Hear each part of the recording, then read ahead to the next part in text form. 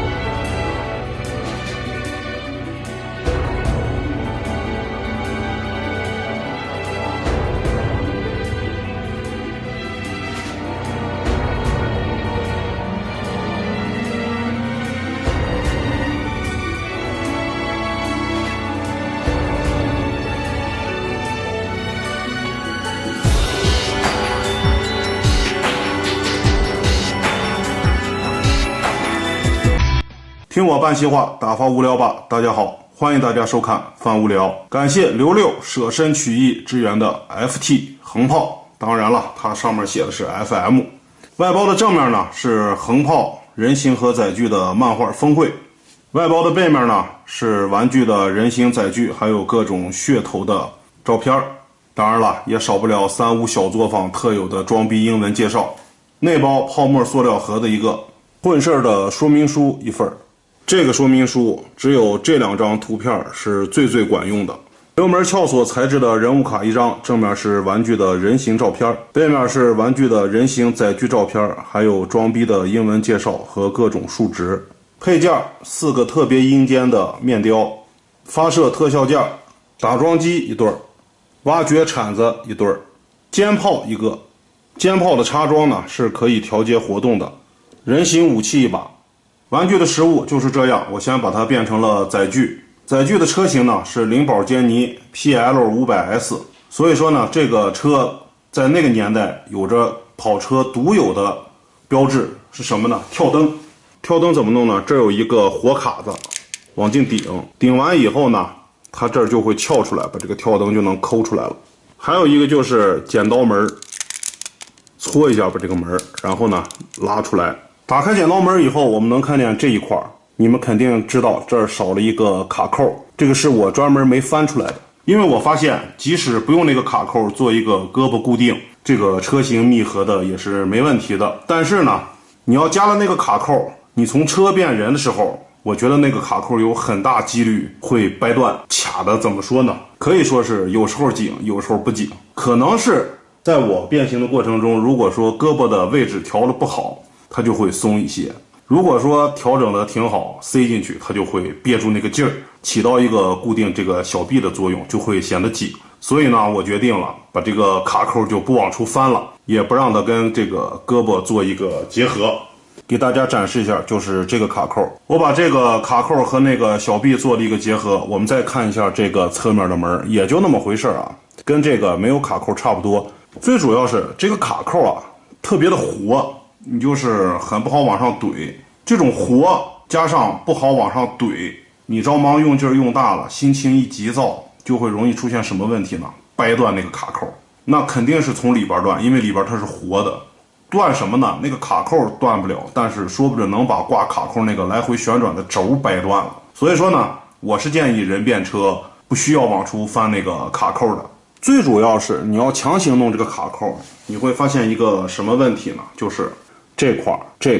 还有前脸这块，包括车底的这块就全部炸开了。然后呢，你还得调整这个小臂的上臂的那个角度和那个红色肩膀的角度，再找平，然后呢再密合，再挂这个卡扣，一对不好啪又炸开了，然后你又得重新按这个程序再来一遍。所以说这个卡扣呀有没有都扯淡，一是容易断，二是呢就是一个对不好用劲儿太大。车前脸一炸开，你会重复好几次那种程序，然后你心里边就会骂一句 FT 你妈炸了，真的就是这种情况。然后呢，它这个还做了一个车前脸的这个盖有一个变形的设置，导致这个机盖呢能掀起来。但是兰博基尼现实中的车型呢，前面这个空洞啊，它是一个装东西的一个小储物箱，不是发动机。它的发动机呢是集中在中后车段，这是发动机。所以说人呀就得有见识啊，不能光靠媳妇儿在外面挣贴几钱，然后自个儿坐家里边装富二代。连个跑车发动机在前面在后面都不知道，没吃过个猪肉，你也应该见过个猪跑。一天球也不知道，还要天天把阿尔勒糊的脸上装那个逼。从后面看，你会发现这两块做的跟现实中的载具是大差不差的，但是呢，它这个角度没做对，做的有点平了。然后这个车屁股的轮胎呢，这块做的弧线不对，显得这个跟整体车屁股有一个隔离感。前面这个车头呢，略微的做了长了一点点，就是这个车头啊，如果说做到这儿，应该是差不多的。它这个车头呢，做的略微的扁了一些，长了一些。整个这个载具呢，给你的第一印象一看啊，是兰博基尼的，但是呢，你仔细跟这个车型一对比，你就会发现这个车的线条太尖锐，没有那种收边倒角的那种弧度感和圆润感，导致整个车型呢就特别的僵硬。猛一看啊是那个车，但是你仔细一看，你就会发现啊不是很舒服，加上它这个变形导致啊整个车体缝太多，看起来就特别的别扭。你就感觉这个车如果真开上速度以后啊，不用别的车干扰，也不用有什么交通事故啊，自个儿这些车体的碎片外壳就飞没了，真的是相当之怎么说呢？走马观花的看没问题，但是你拿到手里，在变形的过程中，你再看这个载具，你发现哪都不合适，而且就是因为这个载具的片片太多，没有一个收边倒角的圆润感，导致你变形的时候呢特别的半手，而且这个设计师的能力啊，也就是个这了。在官方的大套路之下，开始切片片做杆杆，尤其是你变腿还有变这个人形胸腔的时候啊，他感觉他这个空间利用的挺极致的。但是呢，让我有一种什么感觉呢？就是当年 BC 战绩那种感觉啊，连杆杆带横轴仪，就有一种鸡零狗碎的变形的那种感觉，真的相当之扯淡。然后呢，整体这个车这个料子，红色料子啊，做厚，它就是做厚。但是呢，有一些红色料子它是做薄的，做薄的就能体现出这个红色料子有多么的危险了啊，甚至说可以操蛋。所以说，当你们在变形的过程中发现这个红色料子是小零件需要挪对或者是挤扁展开的时候，你们一定要小心一些啊，看掰断的。这个红色料子它只是做厚，但是本身这个料子它没有那么强的韧性。你听见这个料子的声音好像嘎吱嘎吱的声音啊，跟他们家以前的料子差不多，那是因为变形过程中空间不够，可能它这个上的透明漆也好是怎么着也好啊，上的有点厚了，导致这个料子之间有那种嘎吱嘎吱的声音。但是这个料子绝对是那种危险料子，你们一定要小心点，在小空间变形的时候，那些零件啊又搞得你心烦，你一定要小心点，别掰断了。其他嘛，这个载具就没什么可说的了啊。当然了，我就不跟官方那个 MP12 的载具比了，那个官方的载具太欺负他了啊！毕竟官方是上面能贴那个小金牛的，这个他什么都不敢贴。接下来我们就进入变形过程。剪刀门拆开了呢，我们就先把这个门变一下，先往上翻这个部位，然后呢再翻回来。接下来呢，我们要抠这个车前脸，整个把这个前机盖抠起来，把车顶连接屁股这个部分呢整个拆开。这个部分先把这个小片翻起来，再把这个片立起来。其实我是不建议早变这个部分的，因为什么呀？这个零件就体现出这回 FT 这个红色料子有多么的操蛋了啊！而且它把这么两个片居然用在了上半身极小空间变形的这个地方。尤其是你往出翻胳膊的时候啊，人变车也好，车变人也好，你就一个不注意就会把这个片啊撇断了，从根上。所以说变这个部分的时候，你们注意的点就是怎样把空间都拉开，然后再转这个胳膊。我们先把这个腿变了，把尾翼拆开，整个把2条小腿拆开。从这儿我们开始把这个后车轮这个部分分开，看是不是有种 BC 战戟的感觉呢？这个部分抽出来，然后呢做一个旋转，再合回来。利用这个零件的韧性呢，稍微往起抬一抬，把这块叠回去。整个把这个大腿先撇一下，然后利用这个角度呢把它抽出来。抽出来以后呢，这个横片啊，黑色的横片要打横它。这时候啊，挨刀的一步就来了，你得用把玩神器把这个东西挑出来。这个说白了就是人形跟这个黑色件结合了这么一个卡口。接着我们把这个排气管呢立起来，把脚板呢从侧面抠出来。哎呀，继续用把玩神器把这儿挑一下，直接打开。它这个脚后跟呀 ，FT 怕站不稳，所以说它做了一个2段，这里边还有一段，也就是说翻开这个，再把这个抠出来。但是呢，我试了试啊，这点脚后跟就够用了。如果你再把这个翻出来，就显得这个人形脚部太拖沓了，就跟个大拖鞋似的。所以我决定不往出翻了。这时候呢，就利用这个红件的上鞘啊，把这个黑色的卡口跟这个黑色的件压住，把这个黑色零件呢掀起来，哎，做一个挡肉。把这个连杆片片啊，整个就塞进去，利用这个轮毂呢，跟这2个插桩做一个固定。哎呀，真是他妈的，还得跟转轮盘似的啊，转，你得找位置。密合好就是这样的。原谅我不能在镜头面前展示，因为这个棍儿啊，我怕对不准，用劲捏的话，怕把这个桩子给人家撇断了。所以说呢，我拿下去放在眼跟前弄了一下啊。这个卡扣挺有意思的，哼。设计师肯定自以为很巧妙，殊不知啊，这个卡扣你得放到眼跟前，抱在怀里，慢慢的转好位置，对好了以后再弄。整个横炮的腿部就变形完成了。我们开始弄上面，先把手部呢翻出来，把这个零件呢整个放平，接着呢把这个玻璃门呢合上来，把小臂这块呢盖住，把这个零件呢整个转出来。越往上靠越好，把这个车顶与车屁股的连接件呢翻回去，把这个部件叠回来。这时候呢，把这个头啊往起掀一掀，掀好头部拉开空间以后呢，这个部件往上顶成这样，然后呢，整个啊就把这个部件捏下来。接下来我们要把这个东西抠开。我们之所以做了这些无用的功是为什么呢？就是为了顺利的把这个轮子转到里边。人变车也是一样的啊，顺便把这个轮子转到外面。大家看见没？就是这么一个铁片，然后窝了这么一个旋转铆钉在这个塑料壳里头啊。所以说我们旋转的时候啊，一定要把这些东西啊全部拆开。哎呀，真是他妈的日了狗了。然后呢，就捏住这个往里旋转，哎，把这个轮子就旋转进去了。看见这个零件了吧？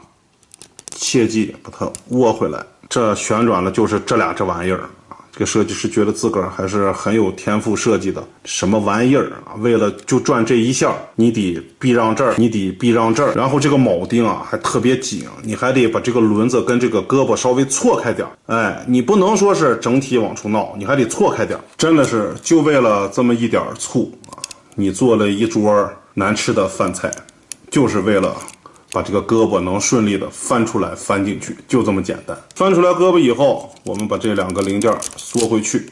但是啊，你也别缩得太死，为什么？缩得太死，你需要跟这个中间这块有一个连接，你缩太死，后面调整一些东西的时候，你还得把它拆开。然后这个零件呢，我们先把它展开，继续往上旋转，从侧面看好看啊，边往上旋转边掰平它。这有一个凸点，跟这个做一个结合。搞定以后啊，这2个凸点就插到这个窟窿里，然后呢，调整一下，把这个密合。这个设计师觉得，哎，这一步真的我设计的太牛逼了。但是呢，哼，谁变谁他妈知道。别忘了这一步，把这个放平它。然后呢，我们把这个头整个拉出来。这就是我说的那2张图片是最有用的图片，它告给你这个角度，你必须把这个桩子弄成这个角度。把胸口密合一下，把这个板子盖过来呢。通过这两个窟窿跟那个合金件做一个结合。这个部件呢，利用一个凸和这个窟窿做一个结合。然后又是一部设计师引以为傲的啊！看我这个豁口，我这两个并排成了一个卡扣，我们把它结合在一起。变好上面以后，我们开始转这个胳膊，别忘了啊，锁这个胳膊一下，把这个亮点这个拨卡放下来。横炮变成人呢就是这样，变形的过程中呢，最大的毛病和最大的操蛋啊，就是说整个变形都操蛋，但是最大的操蛋在这儿，就是这个零件往前盖，然后把这个头呢再密合到它组合好的那个卡扣上。还有就是为了腰部做了这么一个多余的卡片，必须跟这个后面这个零件卡住，有了这么个腰围子啊。折腾了半天呢，这个玩具啊还特别松，这个腰啊我以为是我没卡住，摁了半天也就是个这了。谁能告诉我这个腰是怎么往住锁？左右转腰呢还是有咔咔的齿轮声的。但是呢，我说过最大的败笔就在这儿，尤其是这两个部件，你们也看见了啊，一个就起来了。我以为这会是一个卡扣勾住这个前胸，结果啊，它只是个槽放进在里边，而且这个头啊，居然是固定这个背包那个卡扣的主要的一个零件。这个摁下去，你在扣的过程中，你还得把这个部件整个跟那个合金部件那个小桩桩，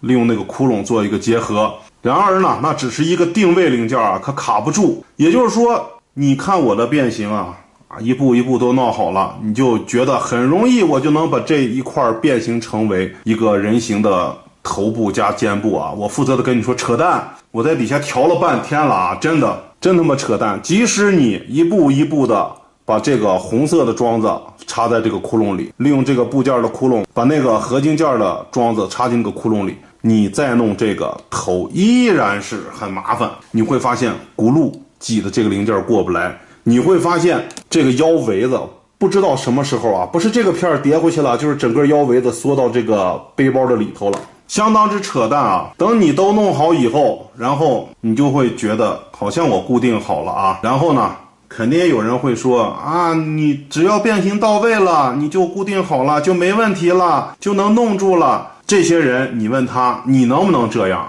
不管他有没有，他都说啊能NMB。 就这，我随便拎头抖了一下啊，就是这种情况。然后我说过啊，三无小作坊的东西你就老老实实自个儿拍你的照片，别跟官方的玩具站一块儿，那样会显得你这个玩具一无是处。这是10多年前的玩具 MP12 横炮跟这个 MP39 飞毛腿。飞毛腿咱们就不用比了，无论是变形过程的经典，还是人形载具的收边倒角，碾压式的比这个 FT 的横炮强了不止50倍。真的，虽然这个飞毛腿人形你看的啊份儿也多，但是官方利用了收边倒角，很好的把这个零件大面处，就是缝隙较少的地方展示在了人的正面，而需要这些零件变形的呢，官方是尽量堆叠到了身体内部，这样呢需要闪转腾移的小零件呢就形成了一个堆叠，显得这个整体感就更好。横炮呢，这是10多年前的玩具了，应该有12年了吧。你现在看这个横炮，感觉美型好像不如 FT 的横炮还原这个设定图，但是你仔细看发现也就是胸宽了一些，其他呢也没点什么。 FT 的横炮呢，你看了半天觉得很像这个设定图，但是它有一个最大的缺点。既然有人拿这个设定图来洗，咱们就说这个设定图，你折腾了这么多年，不是还跟 MP 横炮一样吗？加了这么一个尾翼，设定图上是有尾翼，但是那个尾翼可不是凸出来的。然后我又看了一下记忆动画，记忆动画只是有线条的刻画，可没有尾翼。官方这个尾翼属于照着设定图偷懒，你 FT 这么多年了，也想显示出你比官方进步的地方，你这个尾翼就缺那么几个轴，做几个轴，把这个尾翼折叠一下，再把这儿做一个轴，你是往左移还是往右移，密贴到腿上就行了。他也知道变成尾翼密合折腾啊，怕出事儿，也就学官方偷了个懒。你看设定图上有尾翼，我也给你弄个尾翼，扯淡。设定图也好，还有官方的记忆动画片也好，人那儿只是一个刻画，官方这就属于偷懒啊，利用设定图我们一个视觉的错觉啊，假装好像有尾翼凸了出来，其实它的尾翼只是一个刻画。然后你做了一个变形大套路，跟官方 MP12 差不多的，或者是跟官方横炮变形差不多的这么一个切片金刚，然后还舔着个脸，号称要碾压 MP。你碾压个蛋的 MP， 就冲你这一块一滴溜脑袋全散，你碾压个蛋的 MP， 唯一你能比 MP12 展现进步的尾翼，你那儿还没做处理，就跟官方的14年前的产品一样啊，就那么的挂了一个尾翼。然后呢，在正面你用这个轮毂做卡扣啊，无可厚非。咱们利用小零件做这个卡扣无可厚非。但是呢，这个轮毂是活的啊，你就得对，挺麻烦。但是有总比没有强，这就不说什么了。相对于官方这个整体车件呢，咱们也就不说什么了。但是过了14年，你就做出这么一个东西来，我还没说面雕呢啊！这个面雕真是以前呢 ，FT 的面雕就是那种纸扎人的面雕，这回呢，这个横炮的面雕真的是你把面雕挨个换一下，你就能看出来啊，它的面雕是各有各的特色，但是统一的优点就是什么呢？以前的纸扎人放在路边的纸扎店里，这回这个横炮的面雕配上以后呢，这个纸扎人你已经烧了啊，已经送到阴间去了，这是送到阴间级别的纸扎人的面雕。什么玩意儿？变形不够面雕凑，面雕一个做的比一个恶。还有这个面雕的安装和这个头盖骨啊，你正经想换面雕的时候，你发现这个头盖骨特别紧。当你变形的时候啊，需要拽这个头呀，或者是需要把这个头挪开腾空间的时候啊，你突然发现啪一声啊，头盖骨跟面雕就全飞了，就很邪门啊。这回这个卡扣，然后这个横炮做的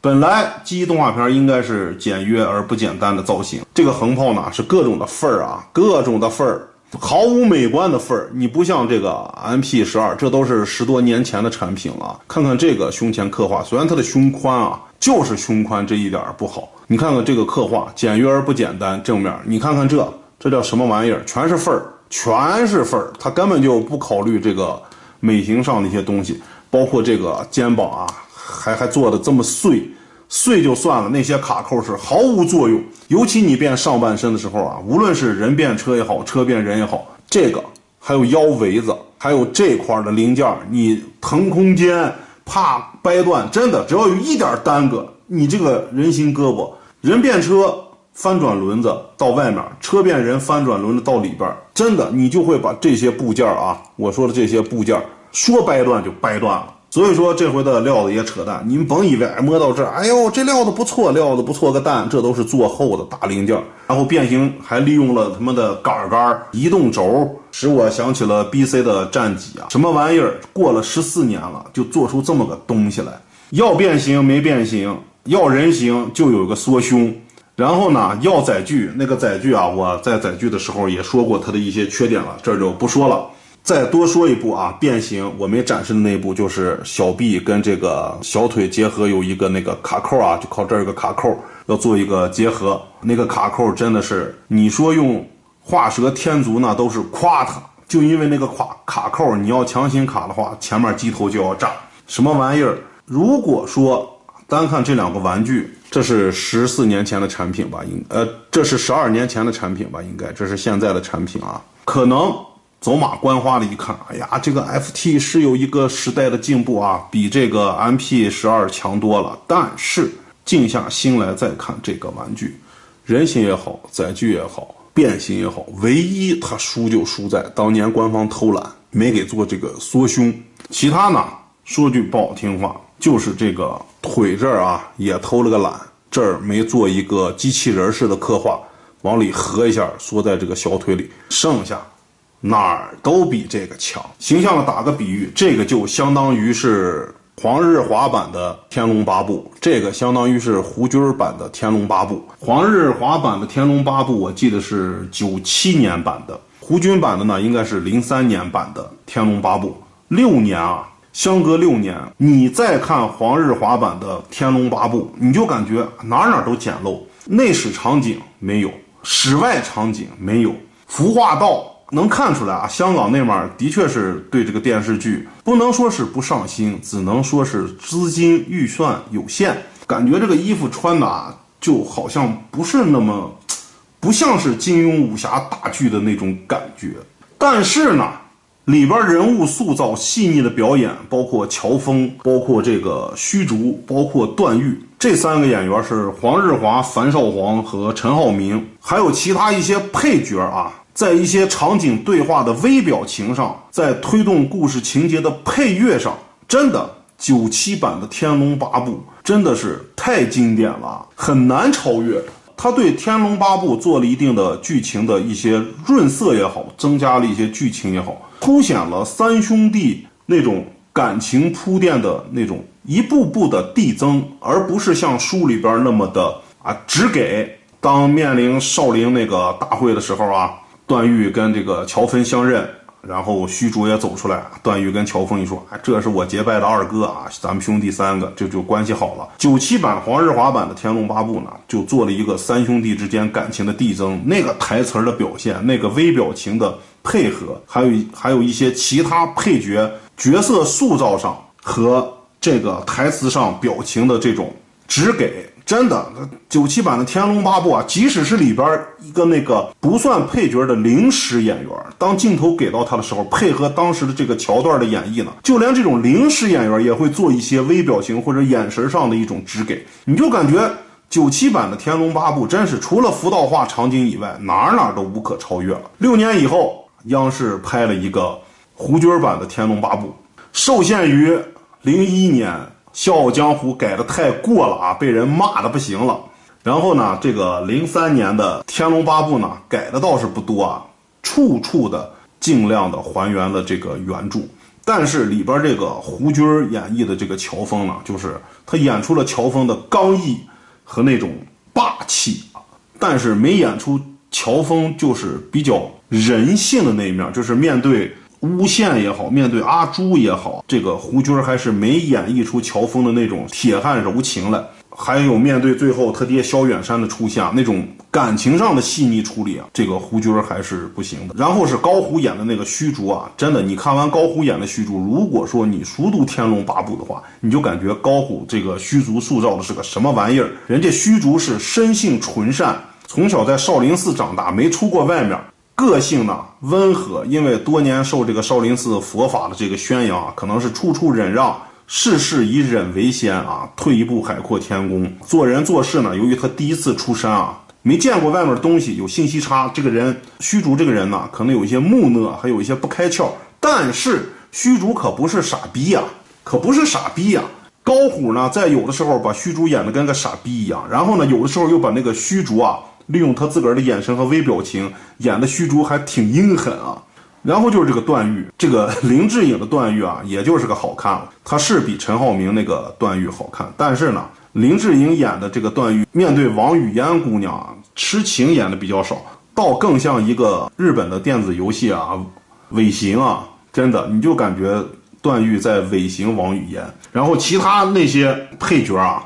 演绎的也是特别的，怎么说呢？就是你看97版的《天龙八部》，能把你带入到那个情绪里头，但是你看03版的这个《天龙八部》啊，你就感觉我就是在看电视剧，你的情绪不会融入到这个03版的电视剧里头，你只注意到了，哎呀，这个电视啊，场景宏大啊，不管是正邪双方哪个人出来啊，自带鼓风机啊，不是胡子飘扬就是头发乱飞，你就感觉在北宋末年啊，中原这块环境治理特别差，内蒙的大风沙啊，呼呼的往过刮，就这种感觉。只要人物一出场啊，那胡子头发乱飞啊，可能是张纪中想营造出一副这种大侠出场这种比较飘逸这种感觉啊，但是做的太过了。所以说 MP12 就相当于97版的《天龙八部》黄日华那版啊，在你变形的过程中，或者是在你拍照片的过程中，在你看这个人形载具的过程中，它能把你带进去。而这个 FT 的横炮呢，就是03版的这个《天龙八部》，你感觉哎呀，这个缩胸啊，人形是还原设定图了，但是你拿到手里它经不住你玩，它只能经得住你走马观花的那一下的冲动，你买回来了。但是等你时间长了，你再看这个人形，你发现哪儿都不合适啊！这个收边倒角的确是太硬了。反观再跟这个 MP12，你再看，你突然觉得 MP12也就是胸比它宽了一些。如果说 MP12胸窄一些，你就觉得 MP12放到现在依然很能打。等你玩了几遍这个 FT 横炮以后，你再翻回头玩这个 MP12，你突然发现在这个载具和变形的加持下，你翻过来再看这个 MP12的人形，你就觉得好像这个胸宽也好，这个车屁股挂腿也好，也不是不那么的不能让人接受了啊，也还行。然后你再看这个 FT 横炮，你就觉得好像它除了胸小以外也就那么回事了。加上这个糟糕的变形设计、切片设计，加上这个糟糕的毫无作用了这些卡扣啊，我指的是这一块的卡扣，加上你如果有 BC 战戟，会让你回忆起鸡零狗碎的那个心烦啊，加上这个零件你得处处避让，加上这个红色铂零件容易掰断，然后呢加上这个一些关节的紧啊，虽然紧总比松强，但是在变形过程中有些地方的紧啊就会让你感觉到心烦。然后呢你又会发现有一些地方啊可松可紧，你需要紧的时候它松，你需要松的时候它紧，你就感觉这个玩具啊买回来只能是为了这个小胸啊，我站那儿啊比这个 MP 胸小点，但是它带给你的那种代入感远远不及这个12年前的 MP 横炮那种强烈的感觉深。当你说如果说啊你拍个定格动画也好，说你拍一个小剧场也好，你用这个做一个人形和变形过程还有载具的一个展示啊，比用这个强多了，真的比用这个强多了。毕竟横炮的收边倒角还有变形过程真的是展现出官方的那种东西的。当然了，在这儿我要感谢一下 FT 横炮，当年我就觉得这个 MP 横炮的头雕啊做的相当之扯，因为没有动画片里那种感觉。自 FT 横炮一出啊，我就觉得 MP12横炮的头雕还是很可以的啊，最起码它不阴间。如果说你有这个 MP12了，我是不推荐你再花冤枉钱买这个 FT 横炮了。如果说你没有横炮，我建议啊，滥竽充数你也买一个便宜的滥竽，别买这么贵的滥竽，对不对？ DX3 的价格是多少？如果说那个便宜的话，那也是个小胸嘛，你不怕就是为了站在一堆官方的 MP 里滥竽充个数嘛？你买个便宜的滥竽充进去，到时候呢或者是官方就甭洗了，我现在不期盼官方洗这个横炮了，出点新角色吧，或者是其他第三方出一些好的横炮又便宜，你还不如等等那个，钱在你手里啊，你永远是甲方爸爸。而且现在的经济环境也不好了，别仗着你们现在年轻啊就瞎买，被乞丐一忽悠啊，走马观花似的就花600-700买这么一个大滥竽啊去充数，买回一段时间以后突然发现这个东西好像并没有说的那么好，无非就是个缩胸，其他都扯淡，相当之扯淡。现在钱不好挣，省下的就是挣下的，别为自个儿的走马观花冲动就买这个滥竽充数的东西。其他嘛，这个 FT 横炮也就没什么可多说的了。那么这期就是这样，我们下期再见。